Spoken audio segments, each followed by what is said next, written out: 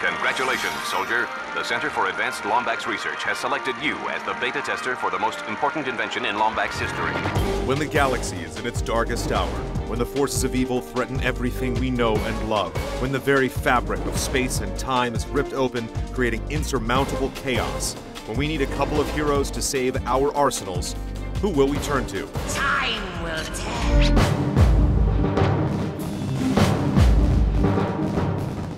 Insomniac Games, a small Burbank-based company, made its name in the late 90s for its simple and fun Spyro the Dragon series on the original PlayStation. But a more powerful console was on the horizon. Having just become independent from Universal Interactive, Insomniac was looking to whip up something fresh for Sony's next machine. And after months of deliberation, Brian Hastings, one of Insomniac's founding members, came up with the idea of a reptilian alien traveling from planet to planet, accumulating weapons and gadgets, introduced to the wonders of spaceflight by a robot on a mission to save the galaxy. The reptile traded his scales for orange fur, and the robot ended up no bigger than a toaster. These unlikely heroes became Ratchet and Clank. Final step, attach robotic ignition system. The first Ratchet game was released almost a full decade ago in November of 2002, making this year the series' 10th anniversary. The opening cinema found Ratchet, a Lombax, alone on a backwater planet, fixing a small ship with the aid of his trusty wrench, when an escape pod crashed nearby. Ratchet checked out the crash site and the cosmic duo met for the first time. The nameless robot persuaded Ratchet into hunting for the elusive Captain Quark, a galactic hero, and the two were off to infinity and beyond. I'll just call you Clank for short. Hello, citizens of... During their journey, they discovered numerous planets under threat of destruction by Chairman Drek. Drek's species, the Blarg, destroyed their own world, so Drek planned to use the pieces of other worlds to create a new one. If you don't like it, you can take your whiny, sniveling, snot-nosed populations, form a line behind me, and kiss my... We're still on? Well, turn it off, you idiot! When Ratchet finally met the great captain, Quark turned out to be working for Drek and tried to have the pair killed. Although there is one problem with your hypothesis. I'm not going to kill you. You're not? No. He is. The two returned to Veldin, Ratchet's homeworld, and stopped Drek before he pulled the planet apart by the seams. Their mission was filled with big personalities such as tough guys who scare easy, an egomaniacal ruler, and a few eccentric adventures. They visited the booming city of Metropolis, went hoverboarding on the planet Rilgar, and explored the under-siege planet of Batalia, always searching for the next infobot to lead them further.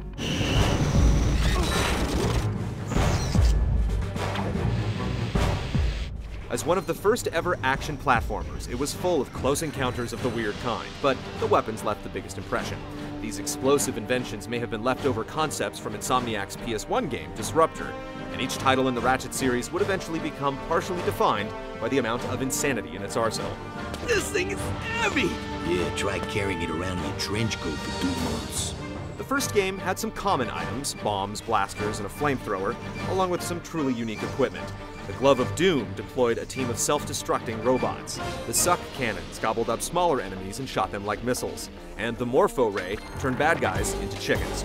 The game also came equipped with its own BFG, the Rhino, which killed everything in sight but carried a heavy price tag.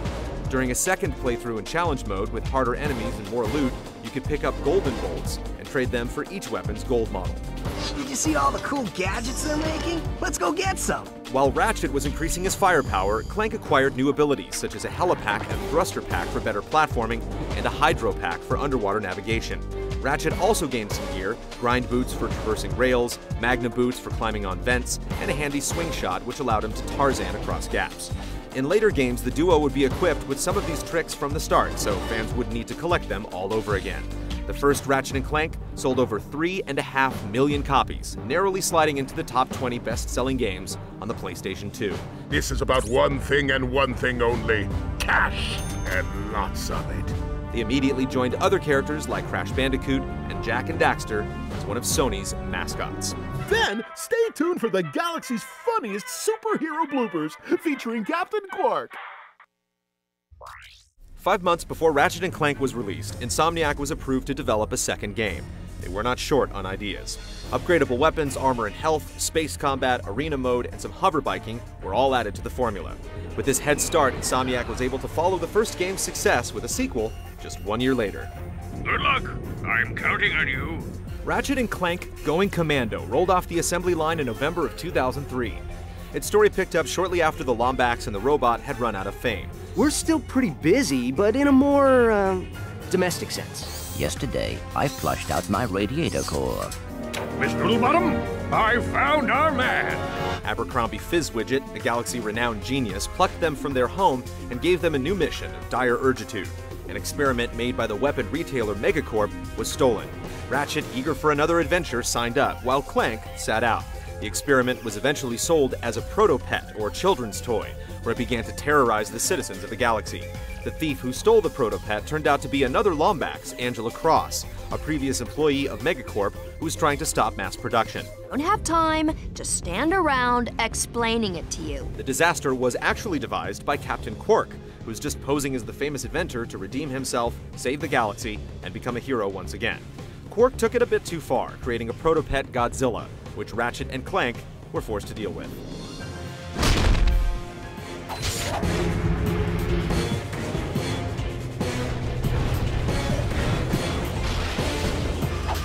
Along with bolts, Ratchet now gained experience as he dismantled enemies, earning him more health or nanotech, as opposed to the 5 or 6 nanotech cap in the previous game.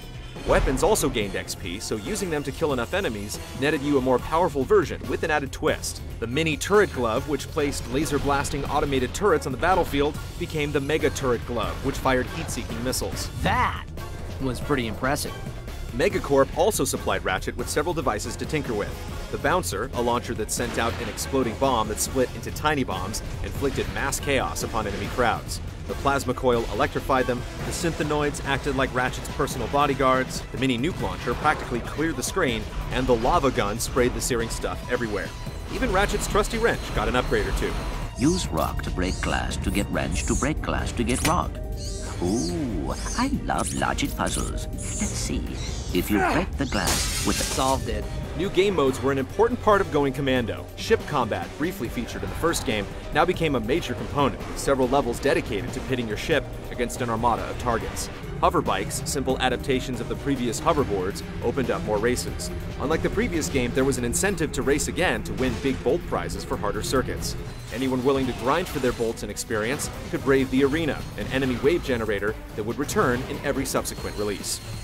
Introducing, from nowhere in particular, this guy! Going Commando sold almost 3 million copies, and reviews at the time considered it an unquestionable improvement. Eager to keep their schedule on track, over 100 minds at Insomniac focused solely on the third Ratchet & Clank game that would release in November of 2004. Gentlemen, you have my most profound gratitude. It was nothing, sir. In Ratchet & Clank Up Your Arsenal, the heroes received news that Ratchet's homeworld, Veldin, was under attack by the Tyrannoids. They blasted off just in time to save the planet and were employed by the Galactic President to stop the Tyrannoid invasions and the mastermind behind them, Dr. Nefarious. With the help of a rehabilitated Captain Quark, a few past allies, and a monkey, they blew up what needed blowing up to stop all organic species, aka squishies, from becoming robots. What? That wasn't even close to 60 seconds!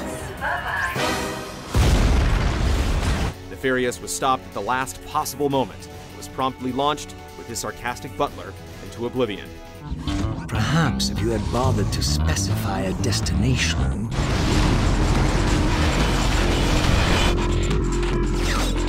Insomniac listened intently to their fans, so unpopular elements like space combat were cut and replaced with assault levels that had you fighting with other space rangers, piloting the occasional hovercraft or Puma tank to complete various objectives.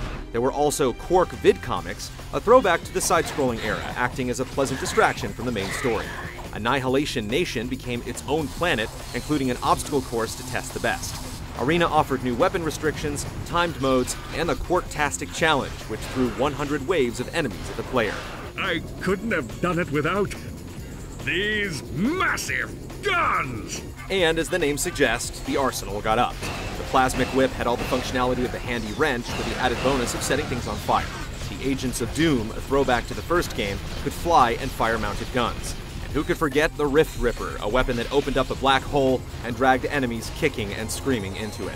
Once again, all weapons were upgradable through experience. They included 5 separate levels and 3 more for the Omega version in the second playthrough.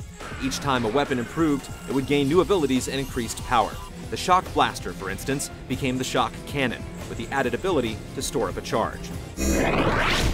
Like, destroy all squishies, dude. The Gadget Lab followed suit. The new Dynamo merged with the Swing Shot to create the Hyper Shot, making platforming easier and more complicated at the same time. And the Refractor created opportunities for redirecting incoming laser blasts. Insomniac had added all the right parts to its well-oiled machine to create the best example of its action platformer aesthetic yet. It outsold Going Commando with 2 million gobbled up in the US and more than 3 million in sales overall. Game Informer and the official PlayStation magazine gave it perfect scores.